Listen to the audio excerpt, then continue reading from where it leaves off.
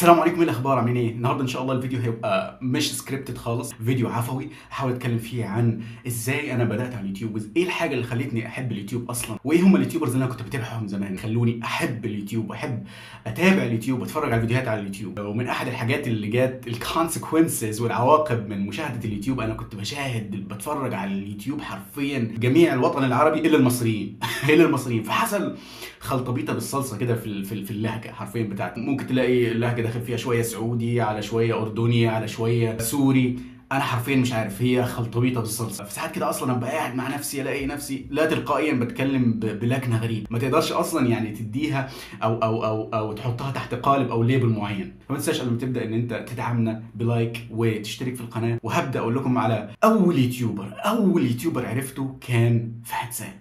ده اول يوتيوبر عرفت منه اليوتيوب، عرفت يعني ايه اصلا يوتيوبرز. كنت اصلا داخل على، كان ساعتها سني 14 سنه او 15 سنه، داخل على اليوتيوب بهدف ان انا اتعلم انجليزي، بس داخل اتعلم انجليزي. فكيفيه تعلم اللغه الانجليزيه، طلع عندي فيديو لفهد سام وانا شايف قنوات قدامي وشايف ناس بتعمل قنوات، بس لسه دماغي مش مترجمه يعني ايه يوتيوبر ويعني ايه اصلا قناه على اليوتيوب، لسه مش مترجم الحاجه دي اصلا. قعدت فتره وبعد كده دخلت ببحث عن محتوى لتعليم اللغه الانجليزيه، فافتكرت فهد سام فقلت هروح اتفرج على محتوى فهد سام. وعجبني المحتوى بتاع فهد وطريقه الالقاء، العرض قدام الكاميرا والتحليل، وكان اغلب كان محتوياته كان تحليل عقلي. عجبني في فهد سام المواضيع بتاعته اللي كان بيحكي فيها. فمن خلال فهد سام بدا يطلع مع يوتيوبر، فابدا اتابع اليوتيوبر ده، ومن اليوتيوبر ده يطلع مع يوتيوber تاني، فابدا اتابع اليوتيوبر ده، وهكذا وهكذا وهكذا وهكذا. فبدات اتابع يوتيوبر حرفيا كلهم ناس من الخليج او من الاردن او من فلسطين، بس ما كنتش بتابع المحتوى المصري اطلاقا. كنت حاسس المحتوى ركيك شويه، مش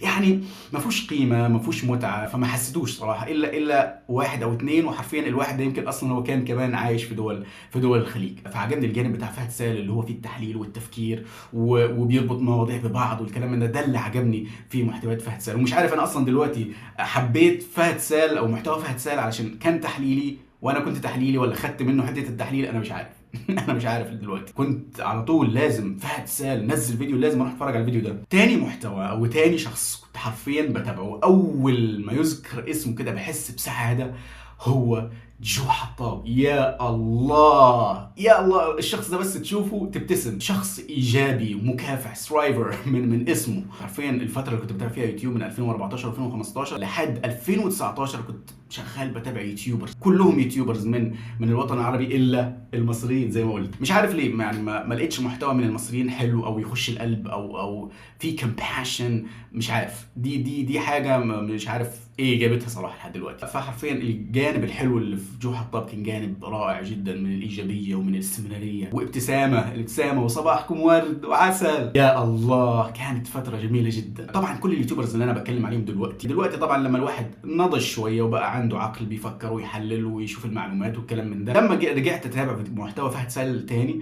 حرفيا في بعض الامور لقيت مختلف معاها تماما، وفي الفكر انا مختلف معاه تماما. مش معنى ان انا بتكلم عن فهد سال او كنت بتابع فهد سال انا متفق معاه دلوقتي، وكذلك جو حطاب، وكذلك اللي هتكلم عليهم قدام. من لو في المحتوى ده فيه موسيقى او فيه فكر غلط او فيه فتيات في الفيديو، فانا ده طبعا حرام. النقاط دي مش معناها ان انا بقول والله روحوا اتفرجوا على الشخص ده، تمام؟ انا بس بحكي اليوتيوبرز اللي انا كنت بتفرج عليهم زمان. ثالث يوتيوبر كان اسمه ابراهيم خطيب، كان ساكن في كوريا الجنوبيه. وابراهيم الخطيب حرفيا برضو كان من الشخصيات الايجابيه، يقول لك دايما كان شعار عنده يقول لك خليك ايجابي خليك ايجابي. كنت بسمع الحاجات دي وانا سني 14 سنه 15 سنه، واروح المدرسه اسالهم، يقول لهم يا جماعه فهد سال او اليوتيوبرز اللي كنت بتابعهم، ولا حد داري عن ده الشيء اطلاقا، ولا حد مهتم ولا حدا مهتم، ولا كان في يوتيوب اصلا. يعني بتهيألي انا اللي كنت الوحيد المهتم بمجال اليوتيوب وبالناس الموجودين على اليوتيوب. بس كنت اروح المدرسه عندي ما فيش حد يعرف يعني يوتيوبرز اصلا ويعني ايه يوتيوب والكلام من ده، فكنت انا الوحيد متهيألي اللي كنت مهووس بالحاجه دي. وطبعا لا يخفى عليكم سعودي ريبورترز. يا الله، افتكر اول ما بدات اسمع سعودي ريبورترز انا ما كنتش او عبد الله عبد العزيز، انا ما كنتش حرفيا فاهم هم بيتكلموا ايه او بيتكلموا في ايه. كلامهم سريع، وطبعا كلام فهد سال شويه اللهجه فيها مبيضها باللغه العربيه الفصحى، فتفهم عليه وقاعد بيتكلم في ايه والكلام من ده. ولكن دي حاجه حلوه حرفيا انه قربت العرب من بعض شويه، بقى في محبه بين العرب وبعضهم، فدي حاجه تحسب ايجابيه لليوتيوب واليوتيوبر ساعتها. ولكن طبعا سلبيات اليوتيوب اكتر بكتير. طبعا كنت عامل فيديو قبل كده ايه هي سلبيات اليوتيوب، يعني لو انت ما اتفرجتش عليه او انت عايز تبدا في مجال اليوتيوب ممكن تروح تتفرج على الفيديو ده. سعودي روبورتس حرفيا انت بس تشوفهم تضحك تضحكوا بس. يعني دلوقتي بتجي لي فلاش باكس، فيديوهات كانوا بيعملوها، فيديوهات مش عارف قعدوا يجربوا بيض من حيوانات مختلفة. يا الله ضحك بس. سعودي روبوتس حرفيا ضحك بس طبعا حتى لو كان في موسيقى في الفيديوهات والكلام ده طبعا انا اتفق تماما مع الامور دي اطلاقا، ولكن بتكلم على الجانب الايجابي اللي كان في سعودي روبوتس. وفي الاول انا ما كنتش فاهم هم بيتكلموا ازاي، يعني قاعدين بيتكلموا مع بعض واحده واحده. لما بدات اسمعهم يوم بعد يوم بعد يوم بدا افك اللوغاريتمات اللي هم بيتكلموها دي ايه. انا بالنسبه لي اللهجه السعوديه بالطريقه دي ما كنتش ساعتها فاهمها، ولكن مع الوقت بدات افهم اللهجه وبيتكلموا ازاي. واحد اليوتيوبرز مجرم جيمز، انا مجرم جيمز حرفيا بحبه لما بيحكي قصه. في الفتره الاخيره صور فيديو شهر عشان يوصل لحد معين من اليوتيوبرز، وحرفيا انا رجعني الايام زمان بتاعت اليوتيوب. محتوى بسيط، بيصور في الطبيعه، بيصور المناظر الطبيعيه، بيحكي قصه. يا الله جميل جدا، رجعني المحتوى الفلوجات القديم اللي هو العفوي البسيط اللي ما فيهوش اي تكلف. كان طبعا ساعتها بيحاول ان هو ما يدخلش الموسيقى في الفيديو او الكلام ده، ولكن لو ظهر اي حاجه فانا طبعا مش مع الموضوع ده اطلاقا. ولكن هو كان يعني ساعتها كان حذر في تصويره. فحقيقي اليوتيوبرز دول اكيد سووا بصمه في، اكيد عملوا تغيير. لانه كنت بتابعهم لفتره يمكن 10 سنين يا راجل او 9 سنين بتابع بس يوتيوبر من الوطن العربي. اثر على اللهجه بتاعتي، طريقه التفكير، انك تبقى يعني على وعي بالدول اللي حواليك من الاشخاص كشخصيات او كمجتمع اللي بيحصل فيه. دي حاجه جميله جدا. فانا دلوقتي حرفيا انا وهدفي من اليوتيوب لسه مش عارف انا ايه المحتوى المفروض اعمله على اليوتيوب. انا محتار بين محتويات كتيره جدا. هل اعمل محتوى السفر مكلف وعايز عايز ادوات تصوير وعايز حاجات كتيره جدا، وانا مش معايا التكلفه او الميزانيه ان انا اسافر واصور قصه معينه، او هل ممكن اعمل مثلا محتوى عن الكتب، ممكن اعمل محتوى عن قصص. لسه مش عارف ايه المحتوى اللي انا عايز اعمله، ولكن انا عايز ابقى اقوى مؤثر على اليوتيوب. انا عايز ابقى اقوى مؤثر على اليوتيوب. مش عارف ازاي الحاجه دي ممكن تتعمل، ولكن الموضوع تحدي.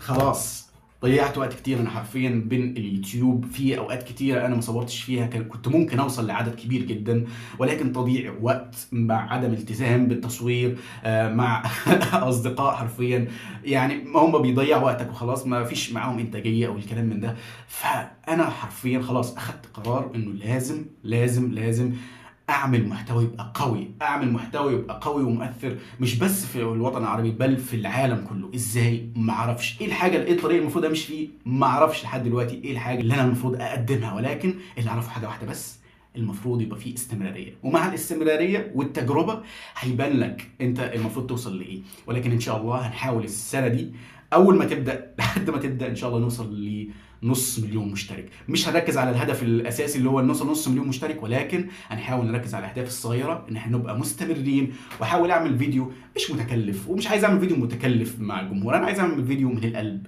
بعفويه. فانا بشارك معاكم هدفي ده علشان تدعموني، وعشان تدعموني باللايكات ومشاركه الفيديو. ولو انت عايز تدعمني ماديا حرفيا هيفرق جدا جدا جدا. وعايزين نحاول نوصل القناه حرفيا ل 1000 مشترك، حتى 1000 مشترك في اقرب وقت. عايز اوصل ل 1000 مشترك، وان شاء الله هيبقى في استمراريه وفي فيديوهات. وانا بحاول ان انا ادي وعد ان شاء الله هيبقى في فيديوهات قدام ونبقى مستمرين عليها. لسه مش عارف ايه نوعيه الفيديوهات دي، هل اعملها فلوجات هل اعملها ايه، لسه مش عارف. بس المشكله هنا في بلد مطروح ما فيش حاجه مثيره قوي انك تعملها كفلوجات. فعلى ما اعتقد وبالمعدات اللي معايا ممكن ما ينفعش اطلع اصور في الشارع او الكلام من ده، او ممكن بدي سبب لنفسي، لانه حرفيا موضوع محتاج كسر حاجز الخوف انك تطلع تتكلم في الشارع والكلام من ده. ان شاء الله ممكن اعمل فيديو عن الموضوع ده قدام. ان شاء الله الفيديوهات الجايه والقادمه اقوى باذن الله. وهنا نكون وصلنا لنهايه الفيديو. ما تنساش انك تدعمنا بلايك وسبسكرايب وتشترك في القناه. ولو انت عايز تدعمنا ماديا فهتلاقي رابط الباتريون تحت في خانه الوصف. واشوفكم ان شاء الله في الفيديو الجاي، وان شاء الله فيديوهات منتظره باذن الله. ما تنساش انك تاخد كام لفه كده في القناه قبل ما تطلع. سلام.